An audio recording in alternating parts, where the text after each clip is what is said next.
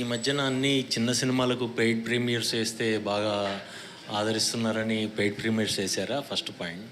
Second point, చాలా sensitive point తోటి ఈ సబ్జెక్టు స్క్రీన్ చేస్తున్నారు. ఈ ఫస్ట్ కాపీ చూసిన తర్వాతకి మీ కాన్ఫిడెన్స్ లెవెల్స్ ఎందుకో చాలా హై రేంజ్లో ఉన్నట్టు అనిపిస్తుంది మాకు. ఏంటి? రెండు పాయింట్స్లో మీరే అడిగారు. ఒకటి, పెయిడ్ ప్రీమియర్ అనేది ఇప్పుడు 7th రిలీజ్ అనుకో, 6th షో అయ్యడం వల్ల కొంత పర్సంటేజ్ ఆఫ్ ఆడియన్స్ సినిమా చూస్తున్నారు. అంటే 6 గంటలకు షో వేస్తే 9 గంటలకు అయిపోయిన తర్వాత వాళ్ళు చూసి ఆ సినిమా గురించి సోషల్ మీడియాలో ఏదైనా యాడ్ అవుతే, అది మంచి సినిమా అవుతే ఆటోమేటిక్గా సినిమాకి ప్లస్ అవుతుంది. సో ఇది కూడా ఒక ప్రమోషనల్ స్ట్రాటజీయే. బాగలేదనుకో బ్లాస్ట్, ఇంకా 7వ తారీఖు కూడా రాడు. సో ఇది వెయ్యాలా వద్దా అనేది ప్రొడ్యూసర్స్గా మా మీద ఉండే డెసిషన్ ఇది. పోతే చిన్న సినిమాలకి ఇది ఒక మంచి స్ట్రాటజీ. ఎందుకంటే ఈ రోజుల్లో చూస్తున్నాం, అంటే నిజంగా చూడడం కాదు, భయం వేస్తుంది. నాకైతే ఇన్ని సినిమాలు తీసి కొత్త డైరెక్టర్ని ఇంట్రడ్యూస్ చేసిన నాకు, అంటే ఇలాంటి సినిమాలు, ఇలా చిన్న సినిమాలు తీయాలా వద్దా, కరెక్ట్ చేస్తున్నామా లేదా, తీయకుంటే న్యూ టాలెంట్ని ఎలా తీసుకురావాలి, చాలా కన్ఫ్యూజ్ స్టేటస్గా ఉంది. పోతే మొన్న మళ్ళీ కాన్ఫిడెన్స్ వచ్చింది. కమిటీ కుర్రాలు కానివ్వండి, హాయ్ కానీ, 2 సినిమాలు రీసెంట్లీగా అందరు కొత్తాళ్ళతో తీసిన ఆడడం వల్ల నో అప్ అండ్ డౌన్ అనేది కామన్. ఇవాళకి ప్రేక్షకులు ఒక మంచి సినిమాని తీసుకొస్తే వాళ్ళు చూడటానికి సిద్ధంగా ఉన్నారు. సో కాన్ఫిడెంట్గా అందుకే ఈ సినిమాని 6th పెయిడ్ ప్రీమియర్ వేద్దామని ఫిక్స్ అయ్యాం. ఇక సెకండ్ పాయింట్కి వస్తే, అంటే ఇది కొంచెం ఈ పాయింట్లోనే రిస్క్ ఉంది. సో రిస్క్ తీసినప్పుడు తగిలితే సిక్సర్, లేకుంటే క్యాచ్, రెండే ఉంటాయి. సో డైరెక్టర్తో ముందు నుంచి ఈ స్క్రిప్ట్ ఓకే అనుకున్నప్పటి నుంచి ఎన్నిసార్లు నవ్విస్తావు అది చెప్పు. సో ఆయన స్క్రిప్ట్లో రాసుకున్నప్పుడే హీరో క్యారెక్టర్ కానీ, హీరో పక్కన ఉండే వెన్నెల కిషోర్ గారి క్యారెక్టర్ కానీ, అలాగే హీరో ఫ్యామిలీలో ఫాదరు, మదరు, బామ్మ క్యారెక్టర్ కానీ, అలాగే హీరోయిన్ క్యారెక్టర్ కానీ బాగా డిజైన్ చేశాడు. అంటే సినిమా చూస్తున్నంతసేపు సరదాగా నవ్వుకుంటూ ఎంజాయ్ చేస్తూ సినిమా కంప్లీట్ అయిపోయేటప్పుడు బయటకు వచ్చేటప్పుడు ఒక క్వశ్చన్కి ఆన్సర్. ఇవాళ సొసైటీలో ఉండే ఒక మిడిల్ క్లాస్ ఫ్యామిలీలో ఒక కుర్రాడు పిల్లలే వద్దు అనుకునే స్టేజ్లో ఎందుకు ఆలోచిస్తున్నాడు, సొసైటీలో ఏముంది, ఎందుకు వద్దనుకుంటున్నాడు, ఆయనకు యాక్సిడెంటల్గా ఏం జరిగింది, ఏం జరిగితే ఆయన ఏం చేశాడు అనే దానికి దీని మీద రన్ అయ్యే సినిమా. So good sign is a humour, ఫన్తో జరిగే సినిమా. ఫన్తో జరిగే సినిమా కాబట్టి రిస్క్ లేదు. ముందు నేను రిస్క్ అని ఎందుకు మొదలు పెట్టానంటే రిస్క్ పాయింట్, కానీ ఫైనల్గా చూసుకున్నప్పుడు నవ్వుతూ బయటకు వచ్చేటప్పుడు రిస్క్ అనిపించదు, బాగా డీల్ చేశారు అనేది వస్తుంది. డిస్ట్రిబ్యూటర్ సుహాస్ గారు ఇప్పుడు రాజు గారే పెద్ద డిస్ట్రిబ్యూటరు, ఆయన నుంచి ఒక చిన్న డిస్ట్రిబ్యూటర్గా ఇంట్రొడ్యూస్ అవుతున్నారు ఈ సినిమాతో. అండ్ ఈ కథ చెప్పినప్పుడు కానీ, లేదంటే మేకింగ్లో తీసుకున్న డిసిషనా, లేదంటే పోస్ట్ ప్రొడక్షన్లో డబ్బింగ్ చెప్తున్నప్పుడు కానీ తీసుకున్న డిసిషనా డిస్ట్రిబ్యూట్ చేయాలని ఓవర్సీస్? స్క్రిప్ట్ అప్పుడే నాకు తెలిసండి. సినిమా అంటే విన్నప్పుడే నేను నవ్వుకుంటానే ఉన్నాను, నవ్వి నవ్వి నవ్వి అలాగే ఉన్నాను. సినిమా అయిపోయే టైం ఆ ప్రాసెస్లో ఆ థాట్ వచ్చింది, ఎందుకో అడగొచ్చా లేదని భయం కూడా వేసింది. ఏమనుకుంటారో, ఏంటి ఓవర్ యాక్షన్ చేస్తున్నారు, ఇన్ని భయాలతో భయపడుతూనే అడిగాను. మళ్ళీ దీంట్లో చూడండి, మళ్ళీ దీనికి ఒక స్క్రిప్టే ఫస్ట్ ఇన్ ఎంట్రీ నా దగ్గరికి. సార్ ఓవర్సీస్ ఏమనుకుంటున్నాం సార్ అని, దేనికి ఆల్రెడీ నాకు రెగ్యులర్ డిస్ట్రిబ్యూటర్లు ఉన్నారు కదంటే, లేదు మన వాళ్ళు అడుగుతున్నారు సార్ అని. తప్పలేదు. సో సుహాస్ గారి సినిమాలు అంతకుముందు ఎంత పే చేసాయి ఈ సుహాసి కనుక్కోండి, దాన్ని బట్టి ఒక ప్రైజ్ అనుకొని ఇద్దాం. లేదు వాళ్ళని అడుగు అన్న, మంచి ప్రపోజల్ ఇచ్చాడు, ప్రైజ్ బాగుంది, ఓకే ఒకరోజు టైం ఎవరి కొత్త డిస్ట్రిబ్యూటర్ రెగ్యులర్గా చేసి ఆయన అడుగుతాను అంటే ఇలా ఆఫర్ ఉందంటే సూపర్ సార్, అసలు మీరు ఆలోచించద్దు ఇవ్వండి అన్నాడు. చెప్పా ఓకే పిలువు మాట్లాడదామని. తర్వాత రివీల్ అయింది టట్టటా సినిమాలో హీరో ఎంట్రీ ఇచ్చినట్టు ఎంట్రీ ఇచ్చాడు. అంటే వెనకాల ఇంత ప్లాన్ చేసుకున్నారు వాళ్ళు ఇద్దరు. అంటే ఉండుంటుందిలే సుహాస్ చెప్తున్నట్టు, అరే నన్ను వచ్చి ఈ సినిమా నేను కొనుక్కుంటాను ఏరియాకి అని అడగాలంటే మేబీ Obvious గా సార్, అంతే కదా సార్. నిజం. తప్పేముంది, అరే నువ్వు డబ్బు ఇస్తున్నావు ఫ్రీగా, నువ్వు ఫ్రీగా యాక్ట్ చేయలేదు, నా దగ్గర డబ్బు తీసుకున్నావు కదా. సేమ్ టైము అవన్నీ నీకు చెప్తారా ఇప్పుడు? సేమ్ టైము డిస్ట్రిబ్యూటర్ వచ్చి సినిమా కొనుక్కున్నావు. సో ఫస్ట్ డిస్ట్రిబ్యూటర్ అదే ఆ డిసిషన్. అదే అండి, అప్పుడే తీసుకున్నాను. సినిమా అయిపోయిన తర్వాత అడుగుదాం అనిపించింది, లక్కీగా ఆయన ఓకే అన్నారు. So super happy. డౌట్ అది ఒక మరి నువ్వు డైరెక్ట్ అడగకుండా ఈయనతో ఎందుకు అడిగించావు? భయం వేసింది సార్ డైరెక్ట్. అది ఇలా తీసుకుంది అలా ఇచ్చేసారు అంతే కదా రాజుగారు. సందీప్ గారు, అండ్ మీరు pan India director Prashanth Neel team నుంచి వస్తున్నారు. ఆయనకి ఓపెనింగ్ కూడా ఆయన వచ్చారు, క్లాప్ కొట్టారు. మళ్ళీ ఇక్కడ కూడా ఒప్పుకోము, ఆ టీంలోకి పంపిందే మేము. ఓకే, నిజమే. ఓహో అవునా రాజుగారు ఇక్కడే ఉన్నాను. ఉంటే అలా కాన్వర్సేషన్ జరుగుతున్నప్పుడు హర్షిత్ ద్వారా ఇలా ఉందంటే వెళ్ళి అక్కడ స్ట్రాంగ్ అయిపోయాడు. అక్కడి నుంచి మళ్ళీ ఈ స్క్రిప్ట్ అప్పటిదే ప్రశాంత్ నీళ్ళు అండ్ ఒంబాలే వాళ్ళు ఈ సినిమా ఎప్పుడు చేస్తారని చాలా ఫోర్స్ చేసేవాళ్ళు. సో ప్రశాంత్ గారు చూపించారా సార్ కాపీ రెడీ అయ్యాక? కానీ ఏమన్నా చూసారా? ఏమన్నారు ఆయన ఫీడ్బ్యాక్ ఏంటి? వెరీ వెరీ హ్యాపీ అండి. చెప్పింది కథ విన్న వాళ్ళల్లో రాజుగారు, హొమ్మాలి ప్రొడ్యూసర్స్, ప్రశాంత్ గారు వీళ్ళందరూ ఫస్ట్ ఆడియన్స్. సో చెప్పింది ట్రాన్స్లేట్ అయిందని ఒకే క్వశ్చన్ అడిగాను. So they were very happy, బాగుందని చెప్పారు. రాజుగారు సార్ చూసి నేను కూడా ఉన్నాను, బాగా చేసావు శాండీ, గుడ్, నాకు చూడగానే బాగుంది అనిపిస్తుంది సార్ అని నాతో కూడా చెప్పి, సార్ బట్ బీజిఎం చాలా ఇంపార్టెంట్ ఈ సినిమాకి అన్నాడు.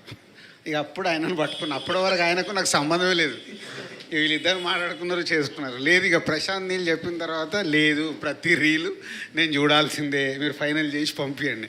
మొన్న నేను అబ్రాడ్లో ఉంటే ఆయన అబ్రాడ్ కూడా పంపించి అప్రూవల్ తీసుకున్నాడు. ఇట్స్ బీజిఎం వెరీ ఇంపార్టెంట్, అంటే ఒక కాన్సెప్ట్గా జరిగే సినిమా కాబట్టి బాగా చేశాడు Vijay. Thank you sir. Sir చెప్పే అవకాశం రాలేదు కాబట్టి థ్యాంక్ యూ. బాగా రాజుగారు మీరు ఉన్నారంటే చాలా సార్ 1 minute, మీరు చాలా రోజులు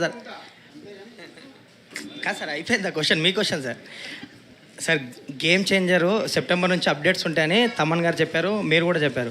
అండ్ ఎప్పుడు ఉండబోతుంది ఈ మంత్లో అప్డేట్? ఎప్పుడు ఉండబోతుంది? ఆల్రెడీ మీరు రిలీజ్ డేట్ అనౌన్స్ చేశారు. ఒక ఇంటర్వ్యూ బ్యాలెన్స్ ఉంది కదా, ఆ ఇంటర్వ్యూలో నీకు అన్నీ చెప్తా. Thank you sir. అయితే రాజుగారు, అయితే మీరు మాట్లాడుతూ ఫ్యామిలీ ఆడియన్స్ పిల్లలతో సహా చూసే సినిమా అన్నారు. ట్రైలర్ ప్రకారంగా కోటి సీన్లో కేసు వేయడం కావచ్చు, ఇవన్నీ ఉన్నాయి.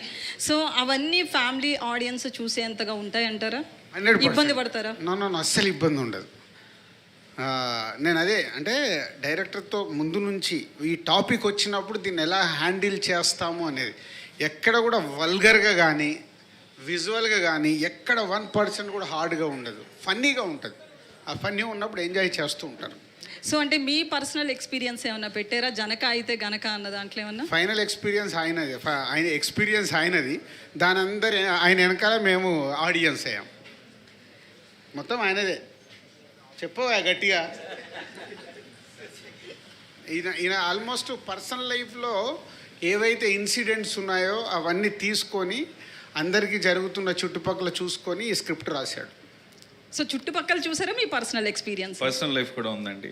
మీరు సినిమా చూస్తే అర్థమవుతుంది, మన అందరి లైఫ్లో more than 80% of the events జరిగే ఉంటాయి. వెరీ స్ట్రాంగ్గా నిజాయితీగా చెప్పగలుగుతాను, అందరికీ జరిగే ఉంటుంది ఎక్స్పీరియన్స్ ఫర్ షూర్. అంటే టైటిల్ చాలా డిఫరెంట్గా ఉంది, ఇది ఎవరు పెట్టారని టైటిల్? నేనే పెట్టి కొంచెం పలకడానికి ఇబ్బందిగా అనిపించట్లేదా? చాలా మంది టైటిల్ ఏంటి, మీనింగ్ ఏంటి అన్న క్వశ్చన్ వస్తుంది. జంజాల్ గారి సినిమాలు ఇన్ఫ్లుయెన్స్ ఉంటుందండి. సో అహనా పెళ్ళంటే అలాంటివన్నీ చూసి ప్రాబ్లీ స్టోరీ కూడా కొంచెం అవుట్ ఆఫ్ ది బాక్స్ కదా, అందుకని ఈ ఐడియా వచ్చిందండి. ఒక టైటిలే కాదు లక్ష్మి గారు, 99% ఈ సినిమా అంతా ఆయనదే. 1% ఎక్కడన్నా ఉంటే నేను ఉంటా, ఇది కొంచెం పక్కకి వెళ్తున్నావు ఆలోచించుకో, ఇక్కడ కొంచెం లెంత్ ఎక్కువైంది ఆలోచించుకో, ఈ డైలాగ్ ఏదన్నా చూసుకో, ఈ పాట ఇంకేదన్నా చెయ్యొచ్చా, ఇంత మట్టుగా. కానీ 99% ఆయనదే సినిమా అంతా. అయితే సెన్సార్ ప్రకారం U/A అంటున్నారు ఏంటండి మరి? అంటే అదే కదా ఇప్పుడు జరుగుతున్న U/A ఎందుకు ఇస్తారు సెన్సారు?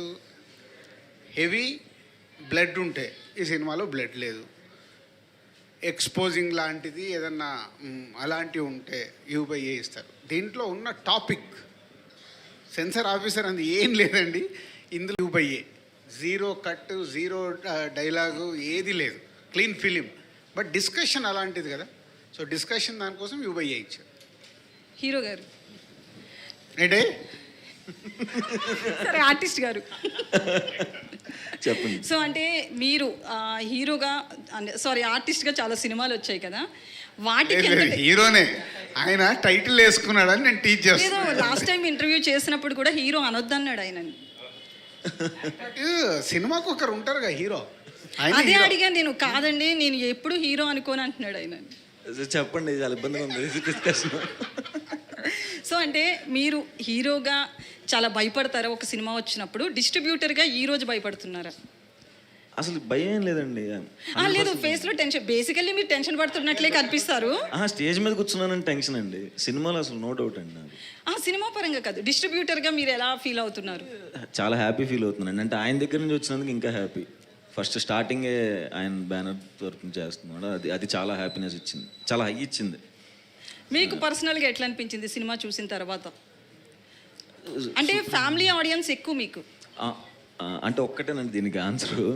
నేను ఇప్పుడే స్టార్ట్ అవుతున్నాను, 3-4 సినిమాలు రిలీజ్ అయినాయి. ఈ పొజిషన్లో నేను ఒక డేర్ స్టెప్ వేసి డిస్ట్రిబ్యూషన్ తీసుకున్నాను అంటే అది ఎలా వచ్చింది అనేది ఇంక అదేనండి ఆన్సర్. అంత డేర్ స్టెప్ నేను తీసుకోను కదా సినిమా, అంతే. అయితే చాలామంది హీరోలు కొంతవరకు సక్సెస్ అయిన తర్వాత, చేతిలో కొంత మనీ వచ్చిన తర్వాత, వాళ్ళ ప్రొడక్షన్ హౌస్లు కావచ్చు, ఇట్లా డిస్ట్రిబ్యూషన్ కావచ్చు, ఏదో ఒకటి స్టార్ట్ చేస్తున్నారు ఇంకా మరింత గ్రో అవ్వడానికి. సో మీకు ఈ థాట్ ఎందుకు వచ్చింది? డబ్బుల కోసమా లేకపోతే సినిమా మీద ఉన్న ఇంట్రెస్ట్? డబ్బుల కోసమే అండి. అదేంటండి, రావాలి కదా డబ్బు, కావాలి కదండి డబ్బులు. Sir Raju so all the best. Thank you. Raju గారు, సార్ ఈ కథ చాలా ప్రొడక్షన్ హౌసెస్కి వెళ్ళింది, అలాగే పెద్ద పెద్ద హీరోల దగ్గరికి వెళ్ళింది. ఏ ప్రొడక్షన్ హౌస్కి వెళ్ళలే సార్ నెట్ఫ్లిక్స్లో కొంతకాలం చేద్దాం అనుకున్నారు. లేదు, ఫస్ట్ కథ మొత్తం తయారైంది ఇక్కడే. ఆయన చెప్పాలి, నాకు తెలియకుండా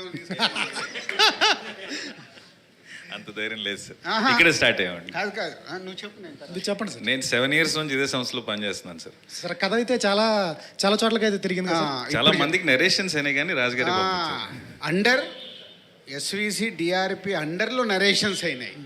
సో ఇప్పుడు నెట్ఫ్లిక్స్ వాళ్ళకు చెప్పాం.